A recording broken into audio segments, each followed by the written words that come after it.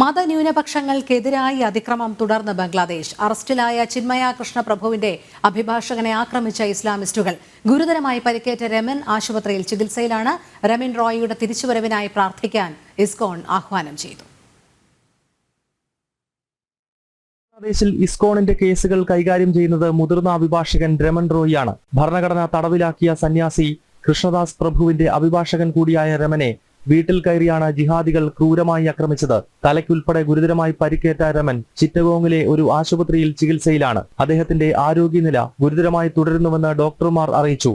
രമൻ റോയിയുടെ മടങ്ങിവരവിനായി പ്രാർത്ഥിക്കാൻ ഇസ്കോൺ കൊൽക്കത്ത ഉപാധ്യക്ഷനും വക്താവുമായ രധർമൻ ദാസ് ആഹ്വാനം ചെയ്തു. അതേസമയം ഭാരതത്തിലേക്ക് യാത്ര ചെയ്യാൻ ശ്രമിച്ച 63 ഇസ്കോൺ ബ്രഹ്മചാരികളെ ബംഗ്ലാദേശ് തടഞ്ഞതും മറ്റൊരു വിവാദമായി. ഇന്ത്യൻ വിസ ഉൾപ്പെടെ എല്ലാ രേഖകളും ഉണ്ടായിട്ടും യാത്ര തടസ്സപ്പെടുത്തുകയായിരുന്നു. ബംഗ്ലാദേശ് ഇന്റലിജൻസ് വിഭാഗവും ബോർഡർ പോലീസുമാണ് ബ്രഹ്മചാരികളെ തടഞ്ഞത്.